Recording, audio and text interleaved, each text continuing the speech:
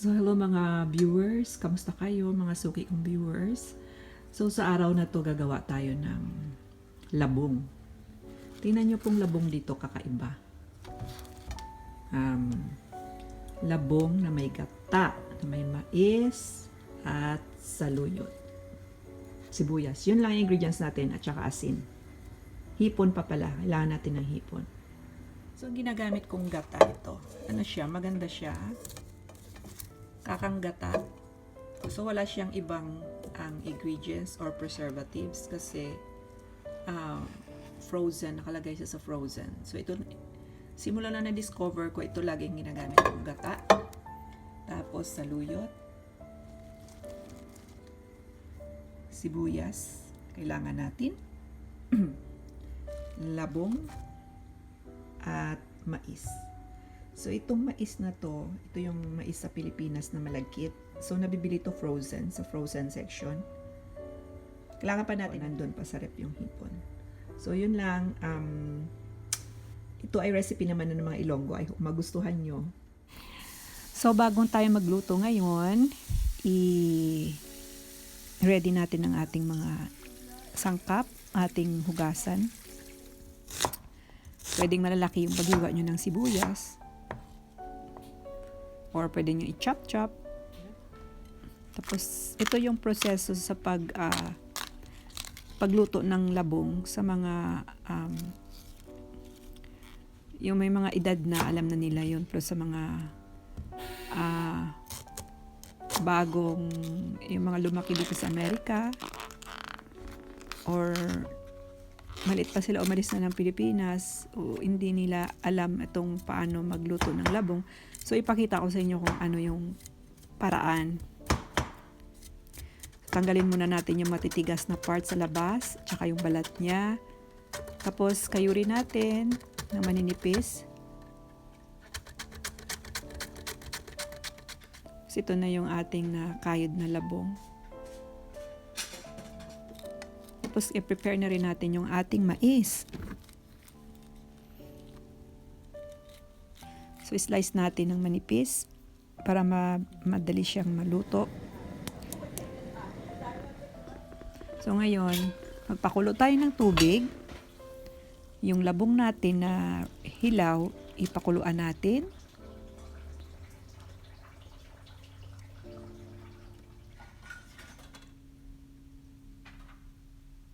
Pag kumulo na siya,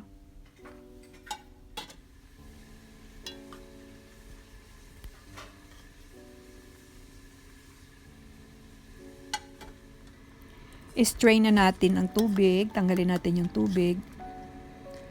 Pwede nyong pigain, pwede ring hindi. Basta make sure na mawala yung kanyang tubig.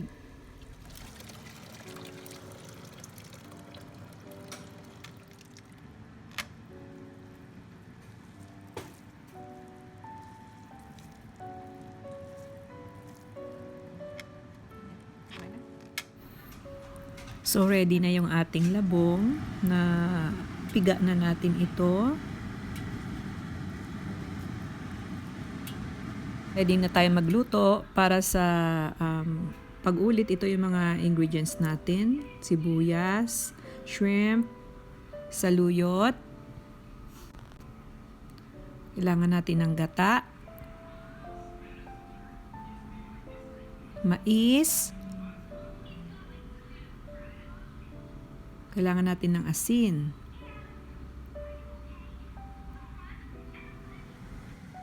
Pinato, hindi kailangan maggamit ng mantika, hindi natin kailangan magisa, kailangan natin diretso magpakulo ng tubig.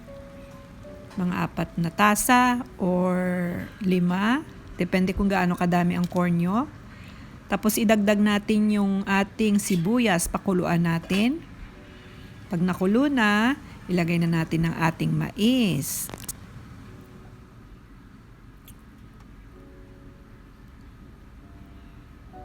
So, pakuluan natin ang ating mais hanggang sa lumambot. Pag ready na siya, ilagay na natin ang ating labong or bamboo shoot. Ang ating hipon, asin,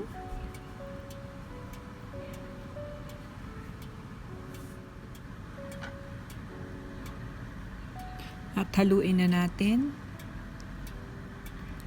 Pakuluan hanggang lumambot ang ating mga gulay.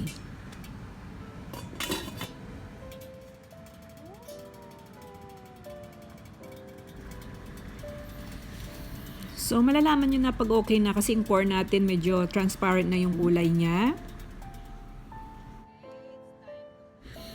Tapos, ilagay na natin ang ating gata.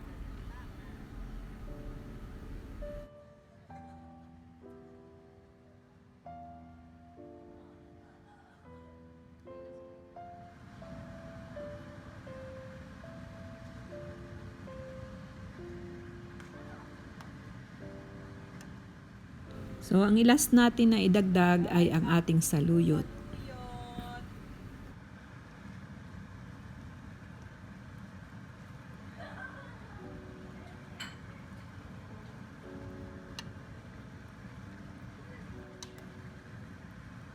Haluin natin. Pakuluan ng saglit. Tapos, hanggang sa lumambot ang saluyot at pwede na siyang iserve. So, yung ganun lang kasimple ang ating ginataang labong. Ilonggo style to na recipe. Kaya doon sa mga hindi pa nag-subscribe, please subscribe. Pakihit na rin ng notification bell para pag may bago akong video, ma-update kayo. So, ready na ang kumain. Mag-dinner na ako. Ito yung pagkain ko. Salad. At saka ito, yung labong na may gata, na may mais, na may saluyot, na may sigarilyas. So, itong recipe na to, recipe ng mga Ilonggo. So, halina, samahan niyo ako kumain. Usually, pag kumain ako ng salad, kasama ko yung bunso kong anak kasi kumakain siya ng salad.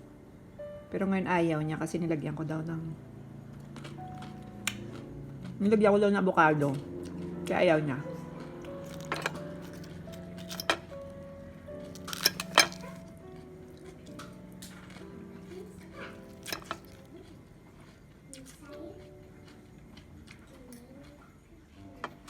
Ito yung San Marzano tomato. Pinitas ko kanina. Tamis. Subukan naman natin itong labong. Init pa siya. Bagong luto.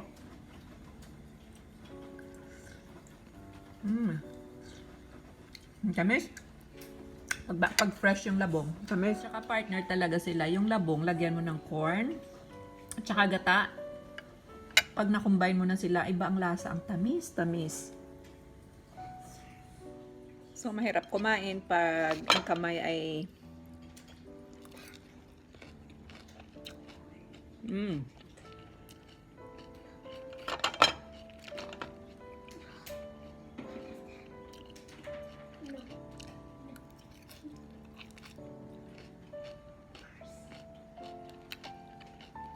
itong salad na to,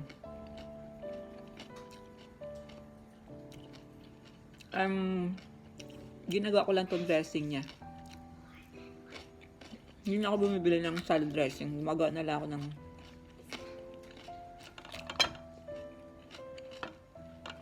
sarili kong dressing.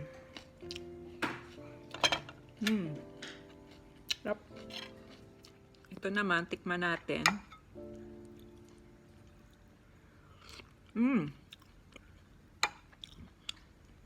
Sarap talaga. Ang tamis ng labong. May gata. May corn. Tapos yung corn pa. Yung corn sa atin na malagkit. Tapos kita nyo to.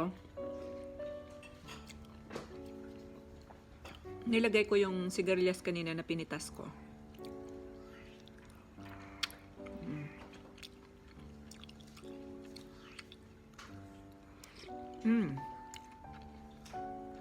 Sarap talaga. Wala talagang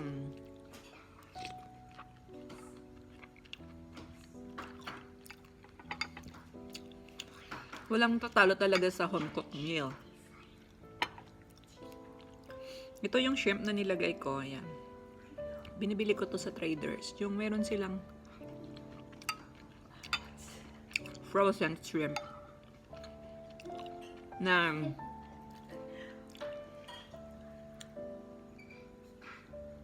wild.